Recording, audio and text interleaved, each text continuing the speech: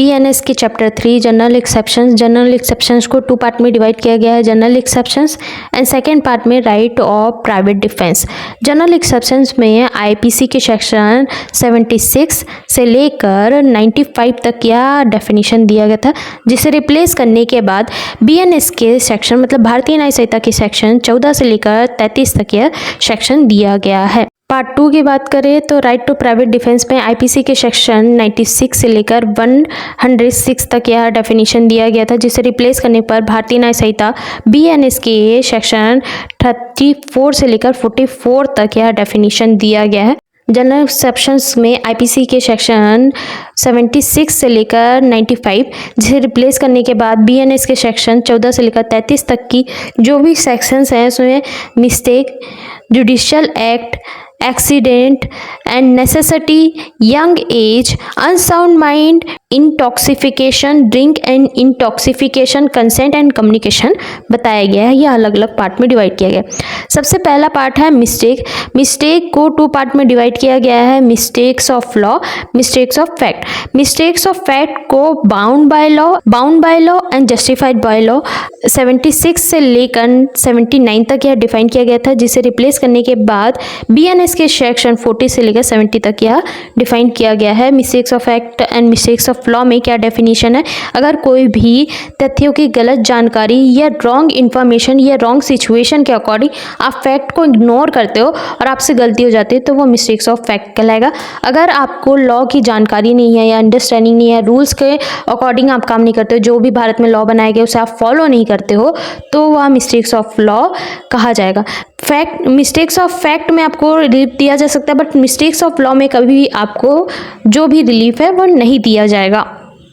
IPC के section 76 जिसे replace करने पर BNS के सेक्शन 40 में बताया गया है mistakes of fact. Mistakes of fact में बाउंड बाय लॉ, जब आप किसी भी कार्य के लिए बाध्य होते हो बट आप बाध्य होने के कारण आप गलती कर बैठते हो और आपको रिलीफ दिया जाता है। जब आपको मिस्टेक्स ऑफ फैक्ट हुआ है, किसी तथ्यों की गलत जान, बट आप गुड फेथ के साथ यह बिलीव करते हो कि जो भी आप काम कर रहे हो उसमें आप बाउंड हो और आपको यह काम करना ही है, लेकिन कुछ तथ्यों की गलत भूमिका या गलत जानकारी होने के कारण एक्ट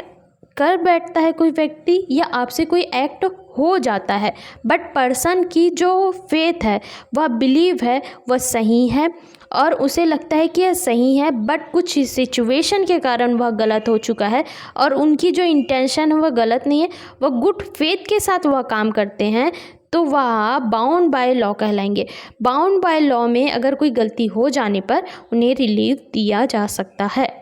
IPC के सेक्शन 79 जिसे रिप्लेस करने के बाद BNS के सेक्शन 70 में बताया गया है, मतलब 17 में बताया गया है, सेक्शन 17 में जस्टिफाइड बाय लॉ, जिसमें आपको जस्टिफाइड बाय लॉ के अकॉर्डिंग आप अगर मिस्टेक भी करते हो और आपको तथ्यों की जानकारी ना होने पर भी, जब आपको पता है कि मिस्टेक्स ऑफ फैक्ट हो चुका है बट आपका इंटेंशन नहीं है, उसके साथ साथ आपको यह जस्टिफाइड भी है कि आप जो काम कर रहे हो गुड फेथ के साथ कर रहे हो, आपकी जो बिलीव है उसमें या आपका कोई इंटेंशन नहीं है, उसके बाद कोई गलती हो जाती है तो वह जस्टिफाइड बाय लॉ कहलाएगी। अगर आपको मुझसे कनेक्ट करना है तो आप इंस्टाग्राम में मुझसे कनेक्ट हो सकते हो। जो भी क्वेश्चन है या आपको डाउट है तो आप क्वेश्चन कर सकते हो या डाउट को पूछ सकते हो। Part 2 judicial act section 15 and 16 में बताया गया है, जिसे रिप्लेस करने के लिए IPC के सेक्शन 77 को रिप्लेस करने के बाद BNS के सेक्शन 50 में बताया गया है कि अगर कोई जज है, समझ लो कोई जज है जिसे एक दायित्व दिया गया है कि आप इस केस के अकॉर्डिंग जजमेंट लोगे,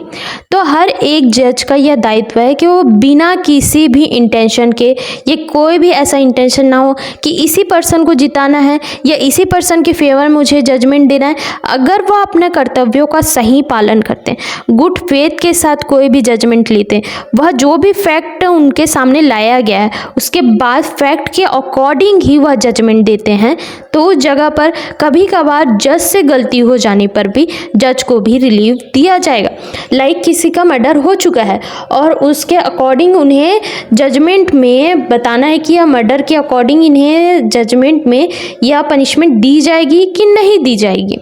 फैक्ट के अकॉर्डिंग देखा गया, एविडेंस में देखा गया कि यस, यह जो भी व्यक्ति है यह मर्डर कर चुका है, क्योंकि एविडेंस तो यही कह रहा है। बट कुछ समय बाद पता चलता है जजमेंट दे देने के बाद कि यह व्यक्ति तो मर्डर किया ही नहीं है, क्योंकि जो भी एविडेंस आया वो बाद में पता चला कि यह व्यक्ति मर्डर नहीं किया है। तो उस जगह पर ना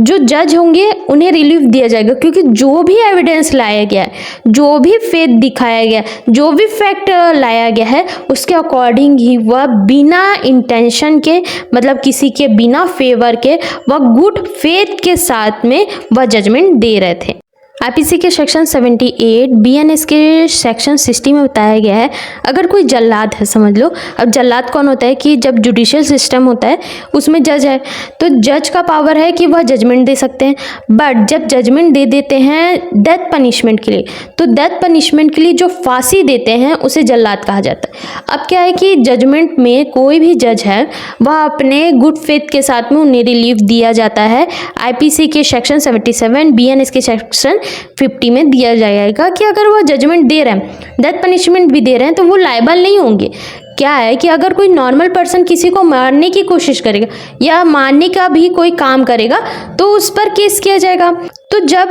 जो जजमेंट में अगर रिलीफ दिया जा रहा है तो जो जल्लाद है उन्हें भी रिलीफ चाहिए, क्योंकि वह तो बस जुडिशियल सिस्टम के जो पार्ट है और जो उनका दायित्व है उसे फॉलो करें, क्योंकि उनका ना कोई इंटेंशन है किसी को मारने का, ना उनका कोई बिलीव है, ना कोई भी ऐसा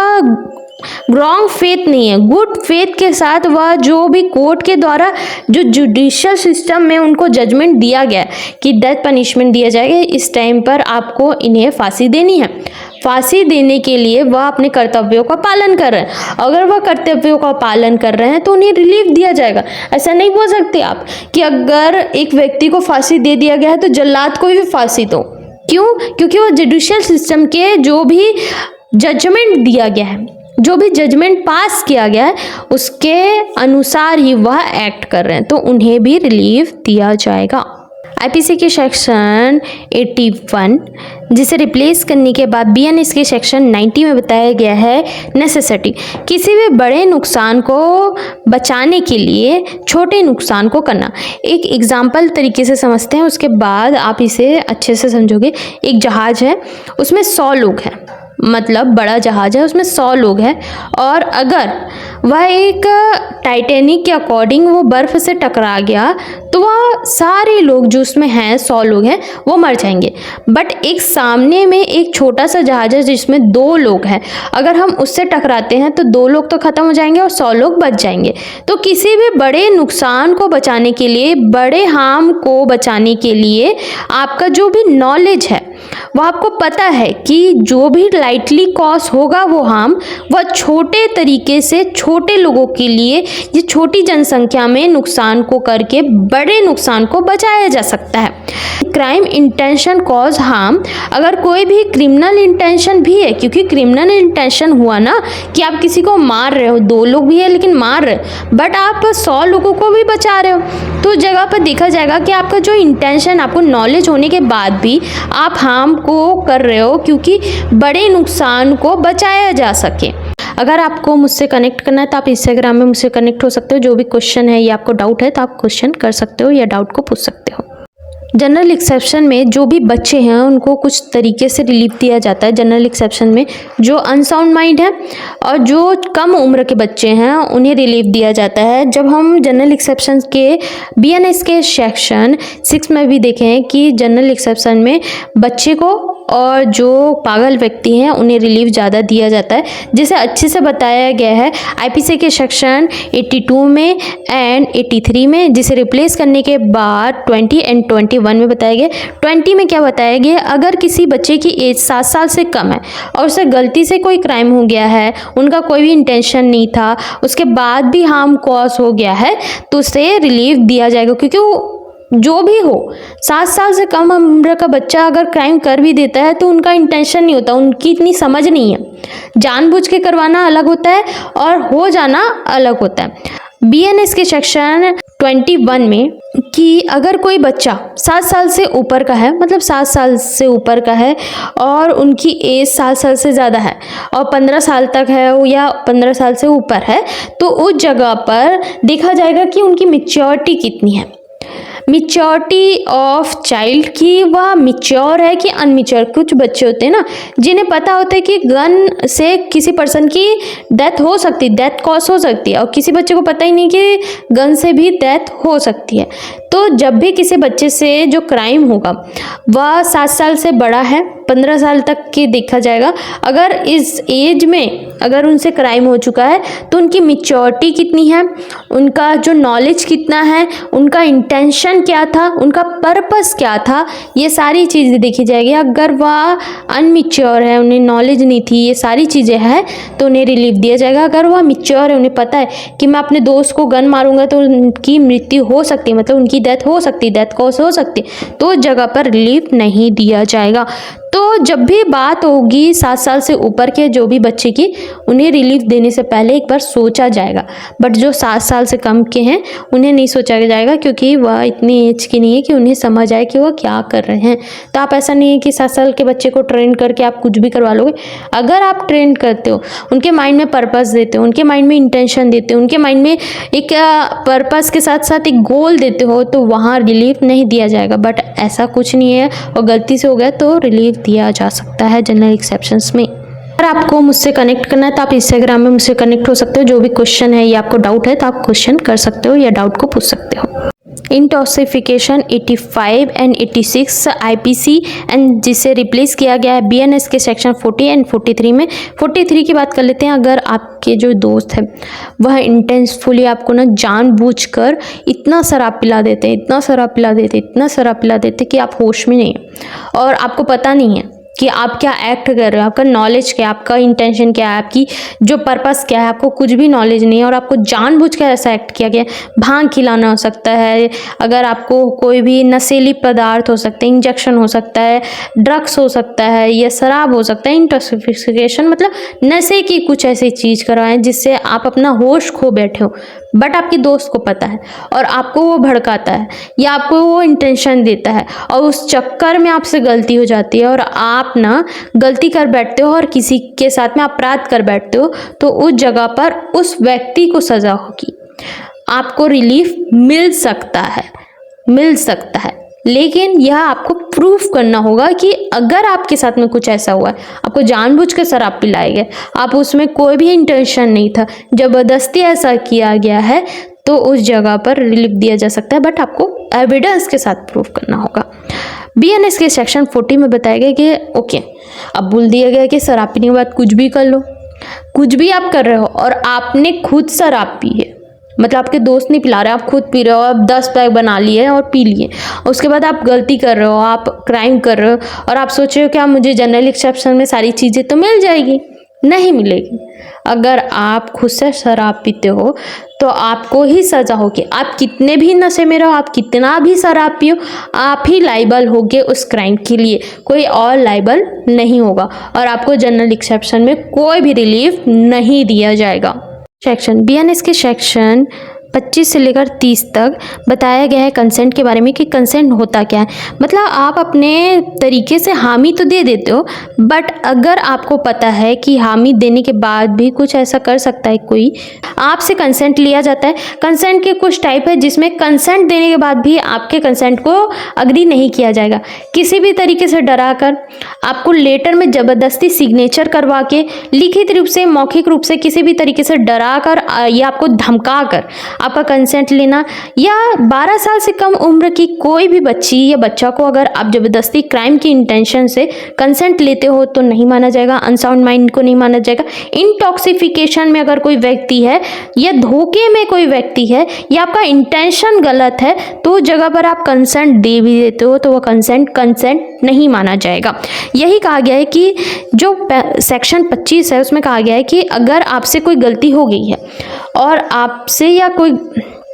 बीएनएस के सेक्शन 26 में बताया गया है कंसेंट के ही बारे में, बट अगर कोई व्यक्ति है जिनके लिए आप एक सद्भावना से, नो इंटेंशन कि आप उसका डेथ कॉज करना चाहते हो, आपको नहीं पता है, बट ऐसा कोई कार्य करने से आपको नहीं पता है कि इनकी डेथ हो सकती है, बट आपको नॉलेज है कि इनकी डेथ हो सकती है या इन्हें हार्म कॉज हो सकता है, बट आप एक गुड फेथ के साथ में, उनके साथ में अच्छा बिहेव रखने के साथ, आप अच्छा इंटेंशन रखने के साथ, आपके जो भी इंटेंशन के साथ साथ आपकी जो इन्वायरमेंट के कारण या कुछ ऐसे सिचुएशन के कारण गलत हो जाता है। लाइक डॉक्टर हैं, वो आपका ऑपरेशन करना का जो प्रोसेस है वो करते हैं, क्योंकि आपकी जो तबीयत है वो ख़राब हो चुकी है, आपके पेट में जो किडनी है उसमें प्रॉब्लम है। अगर ऑपरेशन नहीं किया गया तो आपकी जो किडनी के कारण आपकी डेथ तो वैसे भी हो जाएगी, अगर कर दिए तो चांसेस है कि आप बच सकते हो। तो उस जगह पर जब वह इंटेंशन नहीं है, उनका गुड फेथ है, उन्हें तो देखा जाएगा, उनका यह इंटेंशन नहीं है कि आपको हार्म कॉज किया जाए, बट उन्हें नॉलेज है कि 50-50, क्योंकि ऑपरेशन 100% कभी भी सक्सेसफुल नहीं होता, उसमें कुछ चांसेस होते हैं, तो उन्हें लाइटली कॉज है कि हार्म हो सकता है। बट अब वह गुड फेथ के साथ में आपका ऑपरेशन करते हैं, ऑपरेशन अच्छा हो गया तो अच्छा है, नहीं हुआ है और आपकी डेथ हो चुकी है किसी भी कारण से, ऑपरेशन में बहुत क्रिटिकल सिचुएशन के कारण, तो उस जगह पर डॉक्टर को रिलीफ दिया जाएगा। अब डॉक्टर को रिलीफ देना बहुत इंपॉर्टेंट है। कई बार देखा गया है कि अगर डॉक्टर को हम रिलीफ नहीं देंगे तो डॉक्टर बचेंगे ही नहीं, और डॉक्टर नहीं बचेंगे तो इलाज होगा ही नहीं, या कोई डॉक्टर इलाज करना चाहेगा भी नहीं। तो उस जगह पर कई बार जो डॉक्टर है वो अच्छे होते हैं, और बच्चों को या किसी भी ऐसे व्यक्ति को जिसकी ऑपरेशन करवाना बहुत ज़रूरी है, तो उनसे परमिशन लेकर उनके गुड फेथ के साथ में, या कोई भी व्यक्ति हो, तो उन्हें बचाने के लिए वह अगर कार्य करते हैं तो उन्हें रिलीफ दिया जाएगा। BNS के सेक्शन 28 कि अगर आपका जो भी इंटेंशन है वो नेगेटिव वे में है और आप डरा कर उन्हें डेथ का फियर दे रहे हो या इंजरी, छोटे मोटे इंजरी का फियर दे रहे हो, और गलत इंटेंशन के साथ में, गलत फैक्ट के साथ में प्रस्तुत कर रहे हो, उसके बाद आप कंसेंट ले रहे हो, तो उस कंसेंट को नहीं माना जाएगा। आपकी इंटेंशन देखी जाएगी, नॉलेज देखी जाएगी, नेगेटिव वे है कि पॉजिटिव वे है, आपका फेथ क्या है, आपका जो पर्पस क्या है, ये सारी चीज़ें देखी जाएगी। अगर यह गलत है तो आपको प्रोटेक्शन नहीं दी जाएगी, एंड उसके साथ साथ कंसेंट को कंसेंट नहीं माना जाएगा। किसी क्राइम को करने के लिए कंसेंट देना, आपको पता है कि वह क्राइम नेगेटिव वे में है, रॉन्गफुल है, लॉफुल नहीं है, लॉफुल मैनर में नहीं है, और किसी भी क्राइम को करने से आपका जो पर्पस है वो पूरा होगा, तो वह प्रोटेक्शन नहीं दी जाएगी। लाइक कि एक प्रेग्नेंट वुमेन है, वह शादी से पहले माँ बन चुकी है और उसे पता भी है कि यह लड़की है, तो वह अबॉर्शन के लिए हामी देती है डॉक्टर को। तो उस जगह पर बच्चे को मारने के लिए और बच्चे को मारने के लिए वह परमिशन दे भी देती है, वह क्रिमिनल इंटेंशन के साथ देती है, क्योंकि उन्हें वह बच्चा चाहिए नहीं, इसलिए इन्हें प्रोटेक्शन नहीं दी जाएगी कंसेंट देने के। BNS के सेक्शन 30 में बताया गया है कि अगर आप कंसेंट दे भी देते हो या आपसे कंसेंट लिया भी नहीं गया, आपके विदाउट कंसेंट में कोई कार्य किया गया, जैसे आपके सामने एक शेर है और आपको बचाने के लिए उस व्यक्ति ने गोली चलाई और वह गोली शेर को ना लगकर जो आपकी पैर में लग गई, क्योंकि वो आपको बचाना चाहता था बट गलती से आपको लग गया, तो जगह पर आपसे बिना परमिशन के वह गोली को चला रहे, या आपको बिना परमिशन के आपके साथ में कोई एक्ट किया जा रहा है, बट पर्पस क्या है, गुड फेथ के साथ में किया जा रहा है। नॉलेज है कि आप और शेर में किसी एक को चोट पहुंचेगी या आपको भी लग सकती है, उनकी अब किसी को आदत नहीं है गोली चलाने की या बंदूक चलाने की, तो गलती हो जाती है। तो उन्हें पता है कि अगर मैं इसे नहीं बचाऊंगा, इस लड़के को नहीं बचाऊंगा, तो ये तो वैसे ही मरने वाला है, बट मेरे पास गन है तो अगर मैं बचा सकता हूँ तो मैं एक्ट कर रहा हूँ, बट कुछ मिस्टेक के कारण, नॉलेज तो है कि गलती हो सकती है, बट आपका जो पर्पस है वो बेनिफिट ऑफ पर्सन है, कंसेंट विदाउट पर्सन है, बट आपका जो पर्पस के साथ साथ आपका जो इंटेंशन है वो गुड फेथ के साथ है, तो आपको रिलीफ दिया जा सकता है। अगर आपके साथ में कोई कम्युनिकेशन करता है, बातचीत करता है, उसमें गुड फेथ है, तो उन्हें रिलीफ दिया जा सकता है। जैसे कि कम्युनिकेशन में ह्यूमन के लाइफ को बचाने के लिए या कोई ऐसा कम्युनिकेशन किया जाता है जिसमें आपका गुड फेथ है, आपका जो बेनिफिट है वो नहीं है, बेनिफिट है ओनली उस पर्सन का। जैसे एग्जाम्पल के तरीके से समझते हैं कि एक हस्बैंड वाइफ है, हस्बैंड की वह चेकअप करवाने जाती है और हस्बैंड को निकलता है कैंसर। अब उनकी वाइफ को अगर वह नहीं बताएंगे तो वैसे भी मरने वाले हैं। अगर वह बता देंगे तो वाइफ भी परेशान होकर उनको भी हार्ट अटैक आ सकता है। तो उस जगह पर जब डॉक्टर है वह गुड फेथ के साथ में उन्हें बताते हैं कि हाँ आपके हस्बैंड को कैंसर है, और उस जगह पर उनकी वाइफ को कुछ अटैक आ गया या उन्हें प्रॉब्लम हुई, उनकी तबीयत ख़राब हो गई या उनकी जो भी दिमागी हालत है वो ख़राब हो गई, तो उस जगह पर हम नहीं कह सकते कि डॉक्टर की गलती।